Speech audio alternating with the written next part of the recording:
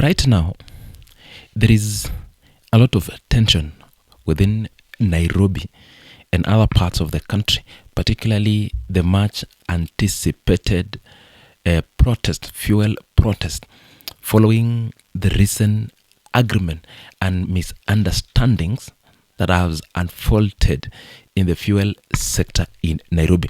Particularly in Nairobi today, Thika Super Highway has been brought to a standstill because there is no vehicle that is flying that route, because barabara tayari ilikuwa imefungwa na mamawe na kuchomwa mataya, simply because there is this small talking that is moving around villages, towns, in streets on the issue of Maandamano. There is also issue of Finance Bill 2026, na Wakenya wengi wanaamini kwamba the government is using fuel issue to bypass the Finance Bill 2026, ambayo it's either will be passed either tomorrow or by late Friday, that is on 25th, according to sources from government.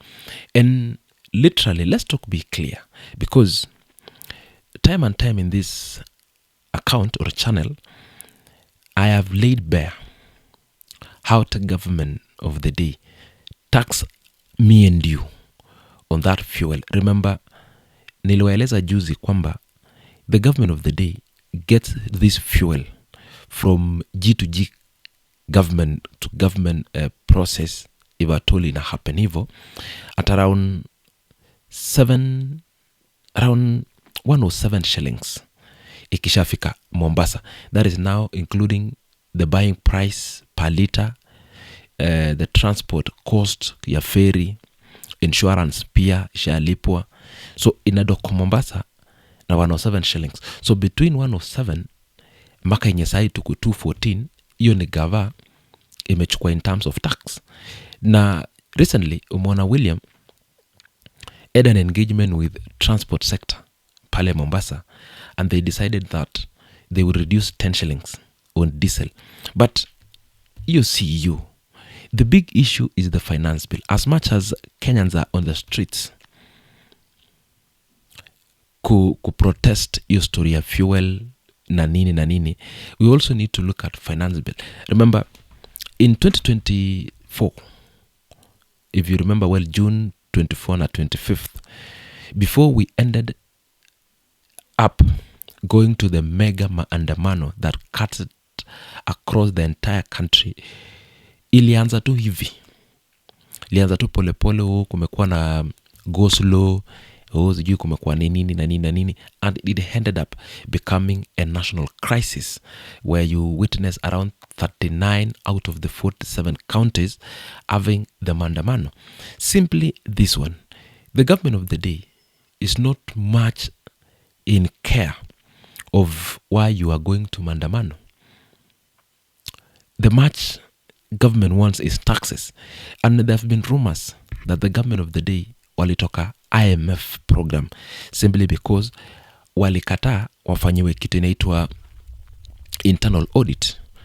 Sababu, tell me our government budget ya State House inaanza from 8 billion.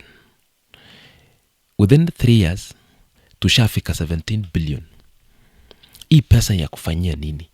So, when we say we should hold the government at check, because haya hatuna opposition yenye ilikuwa fiti, ilikuwa opposition ya Raila, despite hata kama alikuwa anaingia gava, at one point or the other, Raila would speak up and say, Tuesday.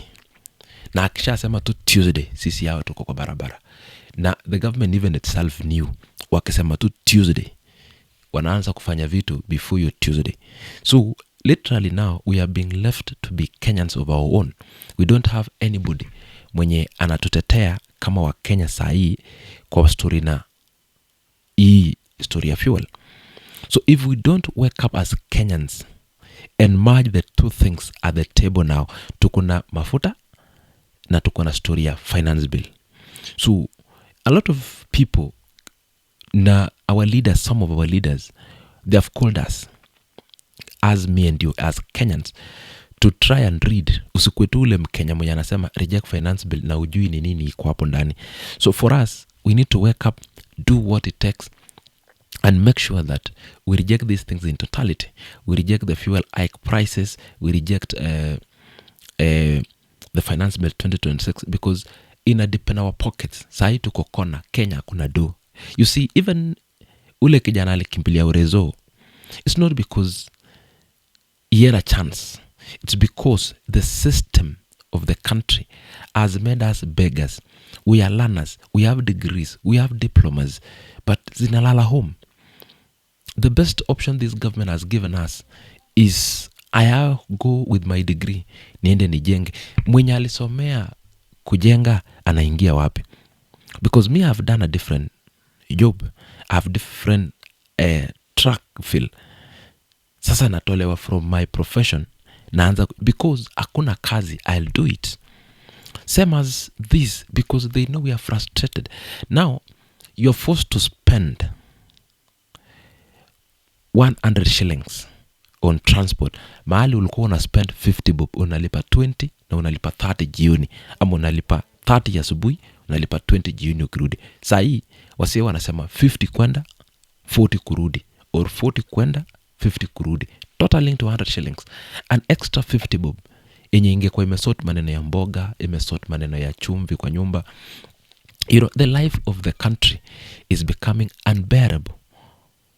To be realistic. So if we don't go to demos and show the solidarity to ourselves, hakuna sahi cha mtu wetu iliisha. All of us are suffering. Hakuna mafuta ya Mkikuyu, hakuna mafuta ya Mkale, hakuna mafuta ya Mkamba, hakuna mafuta ya Mcoast. Mafuta yenye watu wajii or wajia wanalipa ni the same yenye Mkale ya Eldoret analipa. So it cuts across, and we have to hold the government at toes so that they believe us, they understand that we are suffering, because the government of the day nye tuko naye ni wao kukula, sisi tufanye kazi. They don't care. The government does not care. So if we don't wake up as Kenyans and march forward, at the end of it, we are those who are suffering. It's our children who are suffering. It's our parents who are suffering. It is us, brothers and sisters, who are now out of this completely. So the demos, as much as wame deploy karawengi, do it in peaceful, express ourselves, usiharibu kitu ya mtu, enda home. At the end of the day, we give pressure the government in the right way. It's our constitutional right to host demos.